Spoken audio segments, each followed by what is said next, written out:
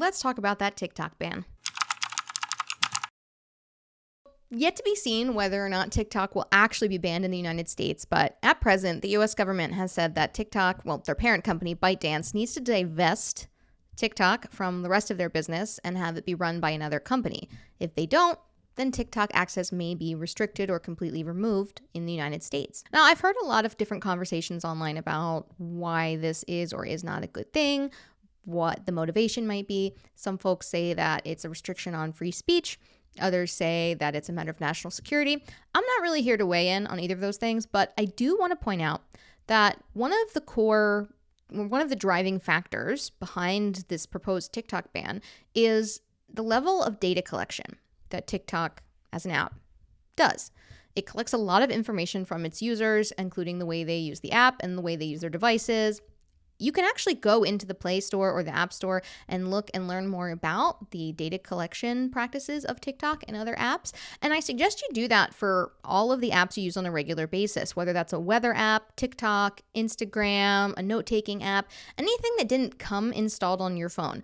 Take a look at what's listed in the policies in the App Store related to that app. You might be surprised to see exactly how much data collection is going on.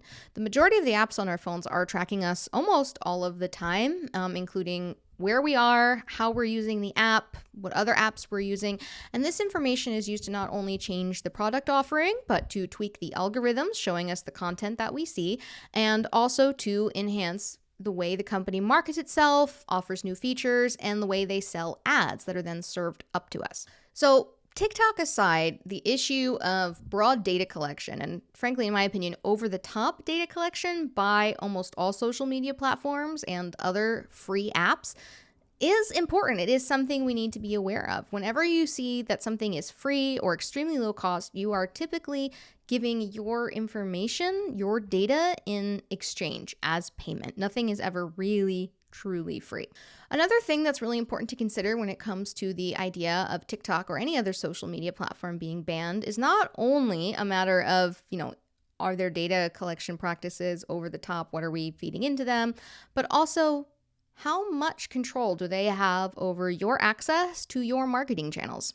A lot of people have made an income as a TikTok creator or an Instagram creator, and maybe that's, strictly their only line of business income, or maybe it's the way they market their business. Maybe they have an e-commerce store, so they're making money from product sales, but they are marketing and getting customers through these social media platforms. If one of these social media platforms shuts down and you haven't diversified your marketing, then you're at risk of losing your entire livelihood. And that's scary. I'm not trying to be a fearmonger, but it's just a fact. If you are only using and heavily relying on one or two channels for your marketing and your access to those gets restricted or removed, then your business and your income may see an impact.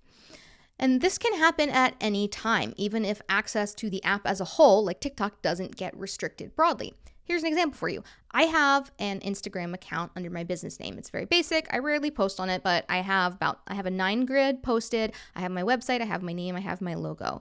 If you were to visit this and click around and see my website, you would see that I am indeed a real person. I am a real functioning business. I have followers and I follow people. But for some reason, out of the blue one day, Instagram, Meta, decided to close down my account. It said that they couldn't verify that I was real and that the account had been suspended. I had to go through a multi-step, fairly annoying process to get access to my account back, which involved a variety of, steps I had to take, including sending Meta a picture of myself holding my government ID in my hand. Now, this wasn't a big deal for me, even though it was a pain in the butt. I didn't rely on my Instagram channel for marketing purposes, so I didn't lose any customers, I didn't lose any business, I didn't lose any sleep over it. But if I had used Instagram as my sole driver of traffic to my website or my sole driver of product and services sales, then I would have been in a real pickle, and I probably would have had a lot more panic about it because it would be dramatically impacting my business and restricting the amount of revenue I could earn until that issue was resolved. And if it didn't get resolved, then I'd really have a problem. So when you think about how you're marketing your business, make sure that you are relying on multiple channels, including ones that you own. Ownership is not automatic with social media platforms. You might own the copyright to the individual videos you're putting up there, but you don't own the channel itself.